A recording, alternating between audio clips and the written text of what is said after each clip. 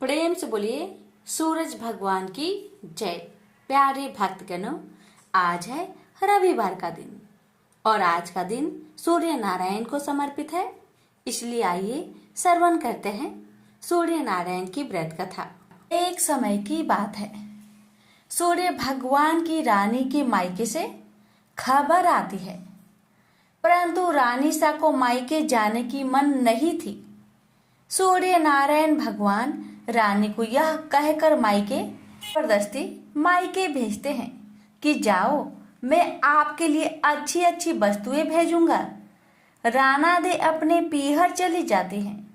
कुछ दिनों पश्चात सूर्य भगवान राना दे के लिए चौपर, पासा, पचेटा, आटी, डोरा आदि कुछ वस्तुएं भेजते हैं। राना दे की भाभियां मजाक करने के इरादे से चौपर, पासे, खिलौने आदि सब सामान निकाल देती है और उनके स्थान पर कंकर, पत्थर और कांटे भर देती है और सारे डिब्बे वापस बंद कर देती है। राना दे ने देखने के लिए हाथ डिब्बे में डाला तो उनके हाथ में कांटे चुभ गए। फिर तो उनकी भाभियां हंसने लगी। फिर तो राना दे को गुस्सा आ गया। कुछ दिनों पश्चात जब सूर्य नारायण राना दे को लेने पधारे तो राना दे तो सूर्य भगवान से बातचीत भी नहीं करती थी। राना दे जब ससुराल गए तो वहां पर भी किसी से भी बात नहीं कर रहे थे। सूर्य नारायण ने अपनी माताजी से पूछा कि माताजी, राना दे आपसे बातचीत करती है क्या? उनकी माताजी ने कहा कि नहीं बेटा, राना दे जब से ससुराल से वापस आई है उसके बाद से बात नहीं कर रही है। सूर्य नारायण कहते हैं कि माताजी, आज उनको बोलना कि चावल की बोरी पड़ी है, साल में से चावल निकाल दे, परंतु ऐसा करते समय चावल टूटने नहीं चाहिए, साबुत निकलने चाहिए। अब राना दे तो रोने लगे। रोते रोते ही वो छत पर चले गए और उन्होंने चिड़ियाओं को बुलवाया। राना दे चिड़ियाओं से कहने लगे कि मैंने कभी तुम्हें चूगा डाला होगा, अब तुम इन चावल को छील दो।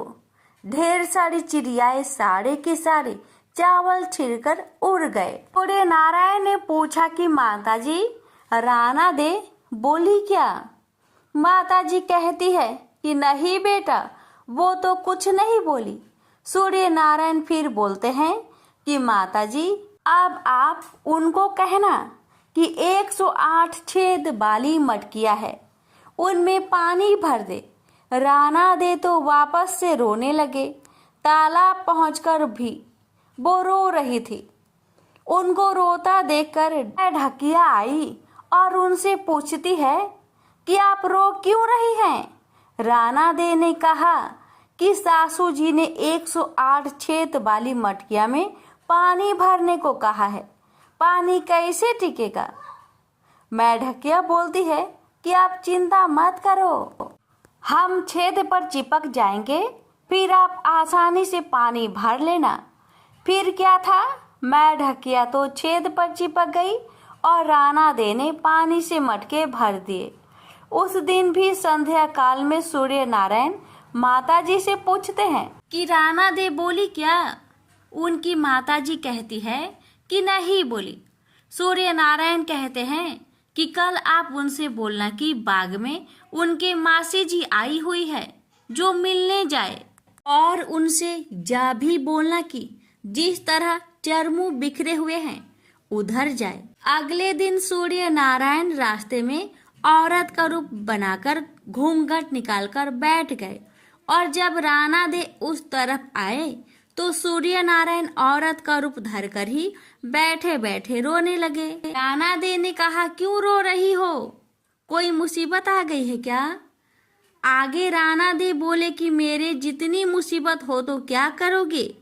सूर्य नारायण बोले कि आपके क्या मुसीबत है?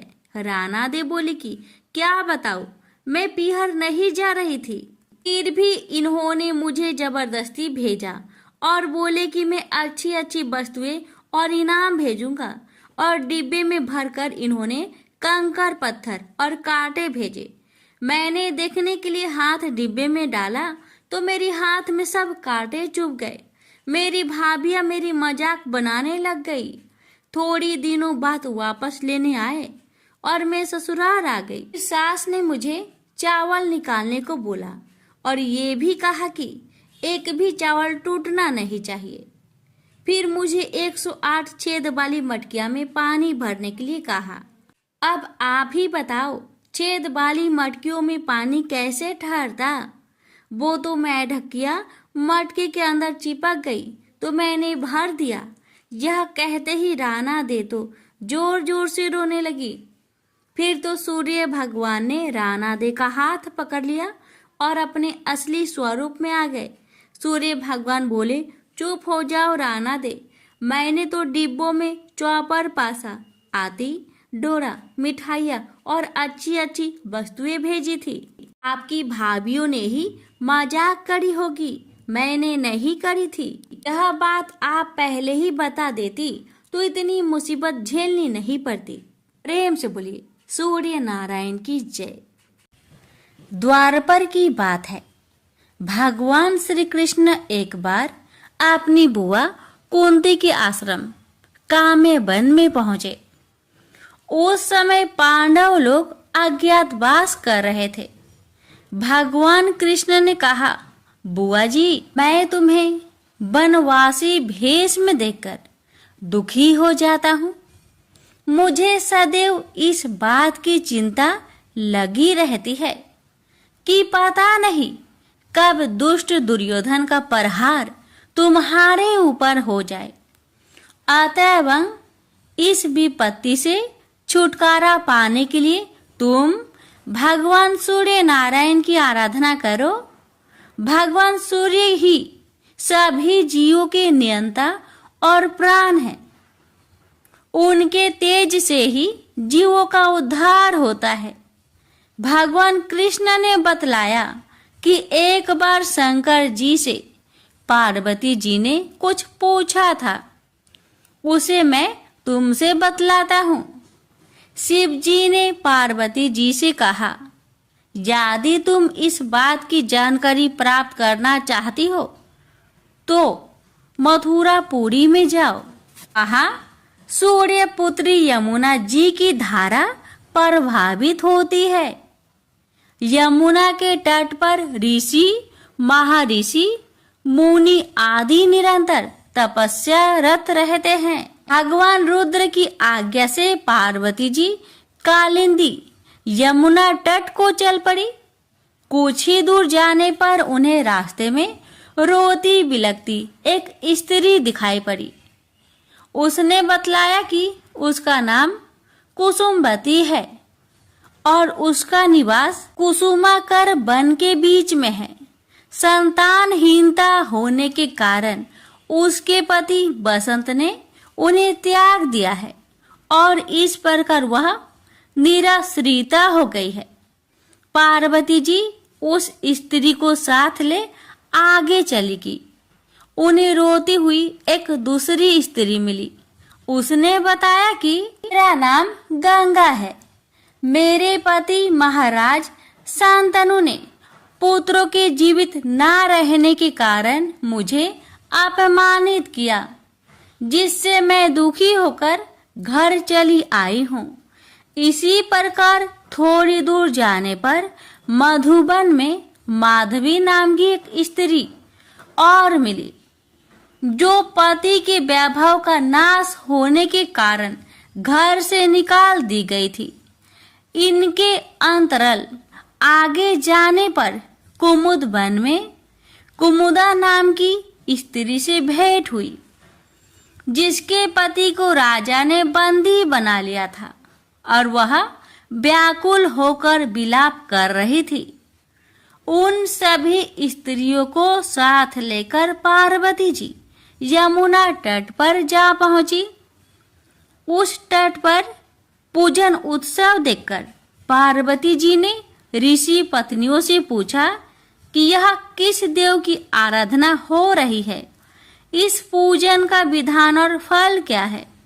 उनकी बात सुनकर एक ऋषि पत्नी ने कहा, यह जगत पिता सूर्य नारायण का व्रत है और सभी मनोरथों को पूर्ण करने वाला है। इस व्रत को करके प्रत्येक नर नारी अभीष्ट सिद्धि प्राप्त होती है। तुम्हारी भी यदि कोई वांछा हो तो इस व्रत को करके प्राप्त करो। ऋषि पत्नियों से ऐसी बात सुनकर पार्वती जी अत्यंत प्रसन्न हुई और उस व्रत के विधान का फल को जानकर शिव जी के पास लौट आई। पार्वती जी ने इस व्रत को करके विघ्न नाशक गणेश जी जैसे पुत्र को प्राप्त किया। प्रेम से बोलिए सूर्य नारायण की जय। सूरज भगवान रोज उठते और जग में प्रकाश देने चले जाते। एक दिन भगवान को लगा कि राना दे सूखती चली जा रही है, तो राना दे से पूछा कि तुम्हारे मन में क्या है। राना दे बोली, मेरे मन में खीर खांड के भोजन की इच्छा है। भगवान बोले, मांगा भी तो क्या मांगा, ये तो हम रोज खाते हैं। राना दे बोली, भगवान आप खीर खांड के भोजन जिमते हो, मैं तो खट्टी रब जिमती हूँ। भगवान बोले, राना दे तुम झूठ बोलती हो, एक जैसा भोजन मेरी माँ हमको देती है। राना दे बोली, सुबह आप मेरी थाली लेना, मुझे आपकी थाली देना। दूसरे दिन जिमते समय भगवान ने पानी के गिलास को टक्कर देकर गिरा दिया। माताजी बोली, तुम मत उठो, मैं दूसरा गिलास भर देती हूँ। माताजी गए, इतने में भगवान ने थालियाँ बदल ली। राणा दी ने तो जल्दी ही खीर खांड के भोजन कर लिए, पर सूरज भगवान को खट्टी रात भाई नहीं और थाली पर बैठे रहे। माताजी बोली, आज इतनी देर क्यों लगी? भगवान बोले, आज तो खीर खांड खट्टी लग रही है। माताजी बोली, राणा दी की थाली आपने क्यों ली? भगवान कहने लगे, माँ अपने घर में आप 2 जने और मैं जिसमें भी 2 भात, मैं नियम पालन करने वाला, और मेरे ही घर में ऐसा होता है तो दुनिया में क्या होता होगा। घर में सबका खाना एक जैसा बनाओ। यहाँ से वो कुम्हार के घर गए और बोले, 2 पेट की हांडी किस कुम्हार ने बनाई? रतन कुमार को लगा कि आज तो भगवान आए हैं। माताजी तो 1 टका देती थी, ये तो 2 टका देंगे। और कुम्हार बोले, मैंने बनाई। भगवान बोले, आज के बाद 2 पेट की हांडी बनाए तो तेरे सहस्त्र पेट कर दूंगा। कुम्हार बोला, मेरा तो 1 पेट भरना मुश्किल है, सहस्त्र हो गए तो क्या करूंगा? मैं अब 2 पेट की हांडी नहीं बनाऊंगा। इस तरह सूरज भगवान ने दुर्भांत मिटाए। प्रेम से बोली सूर्य नारायण की जय। 2 माँ बेटी थी, सूरज भगवान का व्रत करती थी। सूरज भगवान का व्रत आया, माँ को किसी आवश्यक कार्य से बाहर जाना पड़ा। उसने अपनी बेटी से कहा, बेटी तू 2 रोट बना लेना। बेटी ने 2 रोट बना लिया। उसी समय एक जोगी भिक्षा मांगने आया। उसने माँ के रोट में से एक टुकड़ा तोड़कर जोगी को दे दिया। माँ बाहर से आई और बोली, मेरा रोट दे।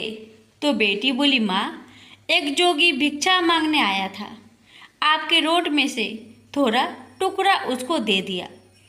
ऐसा सुनते ही उसकी माँ ने जिद पकड़ ली और सारा दिन कहने लगी, घी रोटो दे, घी रोटो मेली कोर दे, पूरो दे पर महारो दे। सब ने यही सोचा कि यह पागल हो गई और सब जनों ने मिलकर उसे एक अंधेरी कोठरी में बंद कर दिया। लड़की का एक राजकुमार से विवाह हो गया। उसके पति ने जिद कर ली कि मेरे को अपने ससुराल जाना है। बेटी की मायके में कोई और नहीं था। जब उसने सूरज भगवान से विनती की कि मेरे को 1.25 पहर का मायका दो। जब सूरज भगवान तथास्तु कहकर अंतर्ध्यान हो गए, उसके बाद सूरज भगवान की कृपा से जंगल में महल, बाग बगीचे, माता पिता, भाई बहन, भाभी भतीजे सब बेटी जमाई के आदर सत्कार करने लगे, अपना प्यार लुटाने लगे। 1.25 पहर का समय बीतने लगा, पर जामाई जी का मन नहीं भरा। बेटी बोली, चलो देर हो रही है। उसको पता था 1.25 पहर होते ही सब खत्म हो जाएगा। वो अपने पति को लेकर जाने लगी। उसके पति ने अपने एक पाँव की मोचरी वहीं छोड़ दी। आधे रास्ते गया और बोला, मेरी मोचरी वहीं रह गई। उसने बहुत समझाया, आपके क्या कमी है, पर वह नहीं माना। वापस जाकर देखा तो वहाँ जोर से हवा चल रही। जहाँ भोजन बनाया वहाँ राख उड़ रही। पेड़ के नीचे उसकी मोचरी रखी थी। उसके पति ने उसका हाथ पकड़ा और पूछा, ये जादू किया तुमने? तब उसने अपने पति को सारी बात बताई। उसके पियर मायका में कोई नहीं है, उसकी एक बावली माँ है। ये तो सूरज भगवान ने उसको 1.25 पहर का मायका दिया। उसने और उसके पति ने सूरज भगवान से प्रार्थना की और सूरज भगवान की कृपा से उसकी माँ ठीक हो गई और उसको बहुत सारी धन दौलत देकर विदा किया। हे सूरज भगवान, जैसा लड़की को दिया वैसा सबको देना। कहानी कहते सुनते हुक्कारा भरते सभी के परिवार को देना। प्रेम से बोलिए सूर्य नारायण की जय। प्राचीन काल में एक नगर में एक वृद्धा रहती थी। उसका नियम था कि वह हर रविवार घर आंगन गोबर से लिपकर भोजन तैयार करती और सूर्य देव को भोग लगाकर ही भोजन करती थी। ऐसा व्रत करने से उसका घर अनेक प्रकार से धन्य धान्य से पूर्ण हो गया। श्री हरि की कृपा से घर में किसी प्रकार की विघ्न या दुख नहीं था। सब प्रकार से घर में आनंद रहता था। इस तरह कुछ दिन बीत जाने पर उसकी एक पड़ोसन, जिसकी गौ का गोबर वह वृद्ध लाया करती थी, विचार करने लगी कि यह वृद्ध सर्वदा मेरी गौ का गोबर ले जाती है, इसलिए अपनी गौ को घर के भीतर बांधने लगे। वृद्धा को गोबर न मिलने से रविवार के दिन अपने घर को न लिप सकी, इसलिए उसने न तो भोजन बनाया न भगवान को भोग लगाया तथा स्वयं भी उसने भोजन नहीं किया। इस प्रकार उसने निराहार व्रत किया। रात्रि हो गई और वह भूखी सो गई। रात्रि में भगवान ने उसे स्वप्न दिया और भोजन न बनाने तथा लगाने का कारण पूछा। वृद्धा ने गोबर न मिलने का कारण सुनाया। तब भगवान ने कहा कि माता, हम तुमको ऐसी गौ देते हैं जिससे सभी इच्छाएं पूर्ण होती है, क्योंकि तुम हमेशा रविवार को गौ के गोबर से लिपकर भोजन बनाकर मेरा भोग लगाकर खुद भोजन करती हो। इससे मैं खुश होकर तुमको वरदान देता हूँ। निर्धन को धन और बाज स्त्रियों को पुत्र देकर दुखों को दूर करता हूँ तथा अंत समय में मोक्ष देता हूँ। सपने में ऐसा वरदान देकर भगवान तो अंतर्ध्यान हो गए और वृद्धा की आँख खुली तो वह देखती है कि आंगन में एक अति सुंदर गौ और बछड़ा बंधे हुए हैं। वह गाय और बछड़े को देखकर अति प्रसन्न हुई और उसको घर के बाहर बांध दिया और वहीं खाने को चारा डाल दिया। जब उसकी पड़ोसन वृद्धा ने घर के बाहर एक अति सुंदर गौ और बछड़े को देखा तो देश के कारण उसका हृदय जल उठा और उसने देखा कि गाय ने सोने का गोबर किया है, तो वह उस गाय का गोबर ले गई और अपनी गाय का गोबर उसकी जगह रख गई। वह नित्य प्रति ऐसा ही करती रही और सीधी साधी वृद्धा को इसकी खबर नहीं होने दी। तब सर्वव्यापी ईश्वर ने सोचा कि चालाक पड़ोसन के कर्म से वृद्धा ठगी जा रही है, तो ईश्वर ने संध्या के समय अपनी माया से बड़े जोर की आंधी चला दी। वृद्धा ने आंधी के भय से अपनी गौ को भीतर बांध लिया। प्रातःकाल जब वृद्धा ने देखा कि गौ ने सोने का गोबर दिया, तो उसके आश्चर्य की सीमा न रही और वह प्रतिदिन गौ को घर के भीतर ही बांधने लगी। उधर पड़ोसन ने देखा कि बुढ़िया गौ को घर के भीतर बांधने लगी है और उसका सोने का गोबर उठाने का दांव नहीं चलता, तो वह ईर्ष्या और डर से जल उठी और कुछ उपाय न देखकर पड़ोसन ने उस देश के राजा की सभा में जाकर कहा, महाराज, मेरे पड़ोस में एक वृद्धा के पास ऐसा गौ है जो आप जैसे राजा के ही योग है। वह नित्य सोने का गोबर देती है। आप उस सोने से प्रजा का पालन करिए। वह वृद्धा इतने सोने का क्या करेगी? राजा ने यह बात सुनकर अपने दूतों को वृद्धा के घर से गौ लाने की आज्ञा दी। वृद्धा प्रातः ईश्वर का भोग लगा भोजन ग्रहण करने जा ही रही थी कि राजा के कर्मचारी गौ को खोलकर ले गए। वृद्धा काफी रोई चिल्लाई, किंतु कर्मचारियों के समक्ष कोई क्या कहता। उस दिन वृद्धा गौ के वियोग में भोजन न खा सकी और रात भर रो रो कर ईश्वर से गौ को पुनः पाने के लिए प्रार्थना करती रही। उधर राजा गौ को देखकर बहुत प्रसन्न हुआ, लेकिन सुबह जैसे ही वह उठा, सारा महल गोबर से भरा दिखाई देने लगा। राजा यह देख घबरा गया। भगवान ने रात्रि में राजा को सपने में कहा कि हे राजा, गाय वृद्धा को लौटाने में तेरा भला है। उसके रविवार के व्रत से प्रसन्न होकर मैंने उसे गाय दी थी।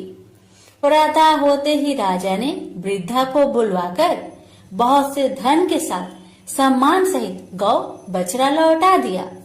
उसकी पड़ोसिन को बुलाकर उचित दंड दिया। इतना करने के बाद राजा के महल से गंदगी दूर हो गई। उसी दिन से राजा ने नगरवासियों को आदेश दिया कि राज्य की तथा अपनी समस्त मनोकामनाओं की पूर्ति के लिए रविवार का व्रत रखा करो। व्रत करने से नगर के लोग सुखी जीवन व्यतीत करने लगे। कोई भी बीमार तथा प्रकृति का प्रकोप उस नगर पर नहीं होता था। सारी प्रजा सुख से रहने लगे। प्रेम से बोलिए सूर्य नारायण की जय। आप सुनिए सूर्य नारायण की आरती।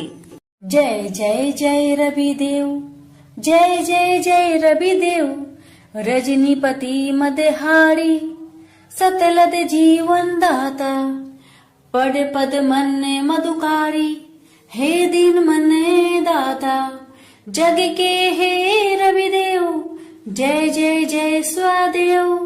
नभ मंडल के बानी, ज्योति प्रकाशक देवा, निज जन हित सुख राशि, तेरी हम सब सेवा करते हैं रवि देव।